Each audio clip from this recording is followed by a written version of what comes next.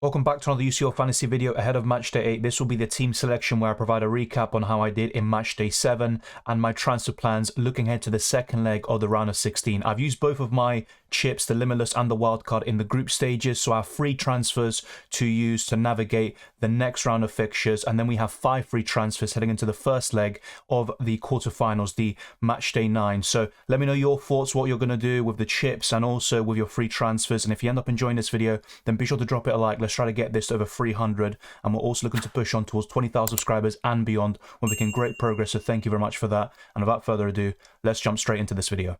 Both my goalkeepers kept a clean sheet. It was Onana who got a save point. Napoli were just so comfortable, especially after Frankfurt had a man sent off in Kolo Muani, and Napoli are in a great position to qualify to the next round. So whilst Onana scored more points in Matchday 7, his tie hangs more in the balance now, facing an away trip to Porto with only a 1-goal advantage. So that's going to be interesting. And Onana, despite his return, could still be eliminated, and I might need to make a goalkeeper transfer, but now is not the time for that. That would be something heading into Matchday 9. And even on the wildcard video, I actually talked about the goalkeepers, and I don't see too many clean sheets for many of these teams. I think Benfica are the most likely, but I'm possibly looking to add a third Benfica defender to my ranks, and I've already got 2 of them in my team in Silva and Grimaldo, who both kept a clean sheet. They looked very comfortable, and they also got plenty of ball recovery points. And with Grimaldo, the main prospect of him is the attacking returns, and I'm hoping for some in the next few rounds as well. I think Benfica can go far, maybe to the semi-finals even,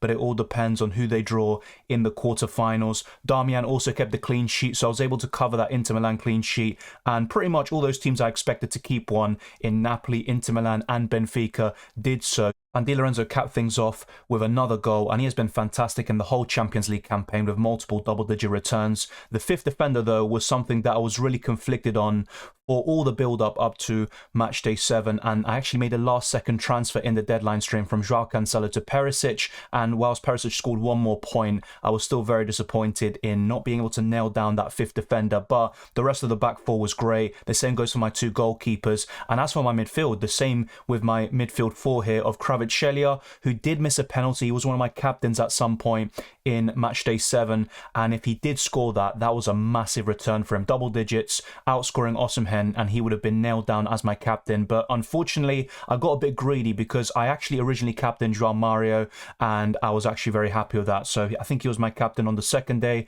after Harry came, and he got 8 points, but I wanted a little bit more. I thought I could get something more from Osimhen or Kvaratskhelia, and if not, I had Haaland or Mahrez the following day, and it was actually Mahrez and Osimhen who did really well. Unfortunately, I didn't pick any of them, and I went for the wrong 50-50 call in each of those respective days for the captaincy. And Vinicius Jr. with a 17-pointer. I didn't expect that. I said this in my recent videos as well. I thought we would do well against Liverpool, but not a 17-pointer. And for Madrid to put Liverpool to the sword, especially after being 2-0 down. But that's the Champions League for you, and Real Madrid are always a contender in this competition. Riyad Mahrez was the one that put Man City ahead before Leipzig scored an equaliser through Gvardiol, but Riyad Mahrez there, I'm a bit maybe frustrated I didn't go for him. The same goes for Osimhen over Kvaratskhelia, but ultimately I don't regret the decisions too much, and I think Haaland and Kvaratskhelia might even be really good captaincy options in Matchday 8. So I wouldn't class it as a wrong decision, maybe just the wrong outcome in these situations. But the rest of the players in my team include Harry Kane, and I think that was probably my biggest mistake, not nailing down that third forward.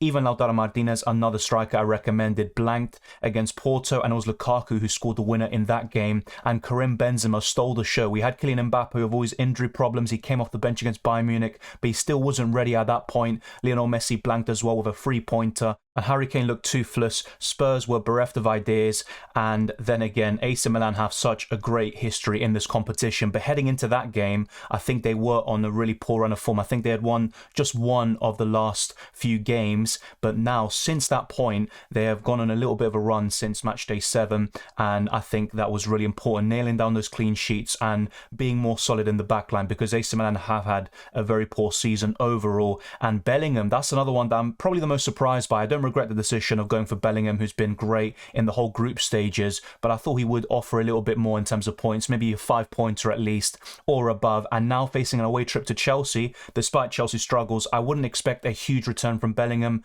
but then again, you just never know. And actually, Bellingham's form in terms of goals and assists has dried up a little bit recently, so that's something to maybe keep an eye on and keep tabs on. But overall, very happy with my 50-man squad. I got most of the selections right, not the captaincy, not the third forward, and also the fifth defender, which I'm hoping to nail down heading into matchday 8. So let me show you my team selection without making any transfers before my transfer plans at the end of this video.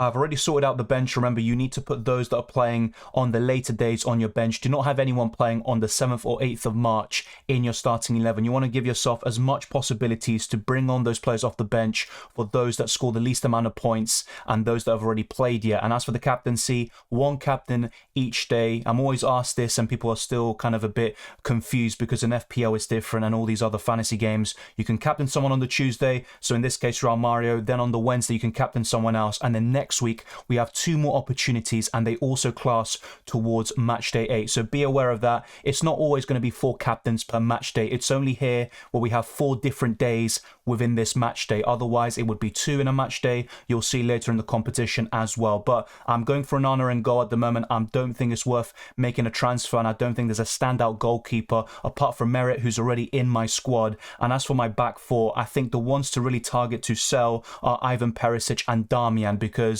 I don't expect Inter Milan to keep a clean sheet against Porto, but I'll keep Onana just in case and potentially sell Damian, who's a cheap defender, but I can upgrade him to someone I'm a bit more confident about, not only in terms of going through to the next round and going far in the competition, but also keeping a clean sheet in the second leg of the round of 16. As for Ivan Perisic, he's been in and out of the Spurs team, and that doesn't fill me with confidence. And actually, he started the last 2 games in the FA Cup and Premier League, and Spurs have lost both. They were on a little bit of a run, but that has slowly come to a halt, and Spurs are just far too inconsistent. And with AC Milan having a bit of a renaissance in recent weeks, I would expect them to score at the Tottenham Hotspur Stadium. So Ivan Perisic and Damian are 2 players already that I'm looking at selling heading into matchday 8. Grimaldo is the last one alongside Antonio Silva. I have no issues keeping them whatsoever at home to Club Brugge. And if anything, I'm looking to add a 4th Benfica player, possibly another defender. And I've also got Di Lorenzo there, arguably the best defender in the game right now, and a great chance for Napoli to go really far in this competition and potentially win the Champions League. So the back 5, I think there are 2 players I'm looking to sell in Damian and Perisic. As for the midfield, despite me liking the likes of Salah, he's most likely going to be eliminated, so I probably will keep the majority, if not all, of this midfield 5. And honestly, when I'm looking at this team, I think Bellingham away to Chelsea, I know he's disappointing in matchday 7, but he could offer a return in matchday 8, and I don't think it's worth selling him necessarily. If you have any spare free transfer remaining and you don't know what to do, then Bellingham up to Salah could be worth it for matchday 8 alone. But beyond that, Bellingham has a much better chance of going through to the next round, and Salah, I think he could do really well in this matchday specifically. So check out my Limitless and Wildcard team videos where I discuss the best 50-man squads for those respective chips, and they can also help you with your transfer plans as well. João Mario is a great captaincy option on the Tuesday 7th of March, so happy to have him. And Club Brugge are in absolute shambles at the moment under Scott Parker. Vinicius Jr. at home to Liverpool, I don't see another 17-pointer, but I think he could do well and add another goal or 2 to his tally in the Champions League this season. And Riyad Mahrez is my favourite Man City asset in the Champions League besides Erling Haaland, and the fact that he's getting less minutes in the Premier League bodes well for the Champions League in my opinion. And we've got this front 2 where my 3rd and final free transfer can be made, and that is Harry Kane. He is at home to AC Milan. He's been fantastic all season, but not necessarily in the Champions League, and I have been a bit surprised about that. I thought that Kane would do really well in the group stages and not really that many returns apart from the game against Frankfurt, and now he's facing AC Milan at home, and I actually was originally backing Spurs to go through, but with Bentancur out for many months, you got no Lloris as well, and Spurs are just so inconsistent, and AC Milan have had a bit of good form recently. I'm a bit more skeptical about this, and I would actually be willing to sell these Spurs players. Of course, they would be the favourites at home to win, but it might not be that simple. It could go to extra time and penalties, and I'm not that sure or convinced about returns from either of them. Even if Kane does score, I don't see a huge ceiling for him compared to Kylian Mbappe or Karim Benzema. So Haaland and Osimhen, they are non-negotiables. They are in all the Limitless wildcard team videos, probably from now until the end of the season. They're going to be in my team as long as they stay in the competition. But the third forward is what I need to nail down. And while Kylian Mbappe is the best overall, you might need to think about the long term and go for Karim Benzema, who has a fantastic chance of going through to the quarterfinals, and Real Madrid are much more reliable and consistent in the Champions League compared to Paris Saint-Germain. So one of those two will be coming in for Harry Kane as well. I'm going to show you my initial transfer plans in the next section of this video, and I'll also talk about the captaincy, which is very important, and I'll provide one captaincy option for every single day. With 5 free transfers heading into Matchday 9, the first leg of the quarterfinals, I'm willing to take a bit of a risk and go for a player that I think could be eliminated in Kylian Mbappe. And the main reason why is because apart from him being a better UCL Fantasy asset than Karim Benzema over the course of this season, I also think he provides a really good captaincy option on the Wednesday. If I don't go for Mbappe, I have no Spurs, AC Milan, Paris Saint-Germain or Bayern Munich players, so I actually miss out on a captaincy opportunity on the Wednesday. So if you can, try to have one player from each 4 of those teams, and the same goes for every single day. Try to cover every single one with a captaincy option, someone you have in your team that you can put the armband on. If it doesn't work out, so be it, but it does maximize your chances of nailing down the captaincy. So that's why I'm going for Mbappe. I've already got that Real Madrid attacking coverage in Vinicius Jr., so Kylian Mbappe is most likely going to come in. He's been in great form. He actually just became the record goal scorer for Paris Saint-Germain, and Lionel Messi is in great form, but I would favour Mbappe in UCL Fantasy to score more goals and get more points in general. The other 2 transfers would include defenders,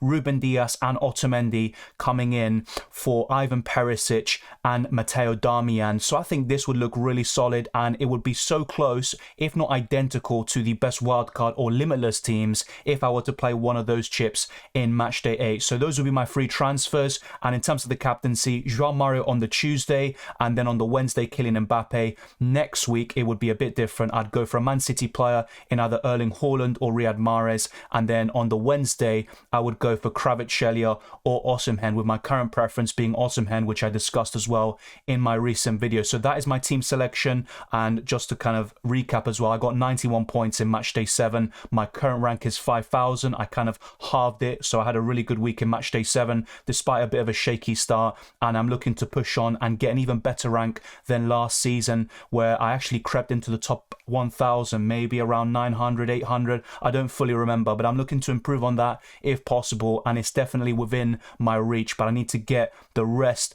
of these transfers right because I have no chips, and those around me that have the Limitless and or wildcard will have a huge advantage. So let me know your thoughts, your transfer plans, what you're looking to do, which captaincy options are you considering, maybe someone different, and a player or team that you think deserves more coverage. Which teams do you think will keep a clean sheet? All of these answers or questions, I'd be happy to discuss them in the comment section down below. And thank you very much for watching this video. If you enjoyed it or found it useful, then be sure to smash the like button and subscribe for new. Let's try to get this video to over 300 likes. Let's keep on pushing towards 20,000 subscribers and beyond. You can follow me on Twitter and Instagram, DylanRCM, and check the links in the description below for the Patreon, channel memberships, Discord server, and UCL Fantasy League. All of that is there. I'll see you very soon for the UCL Fantasy deadline stream. Be sure to check out the best Limitless and wildcard team videos as well, and I'll see you next time.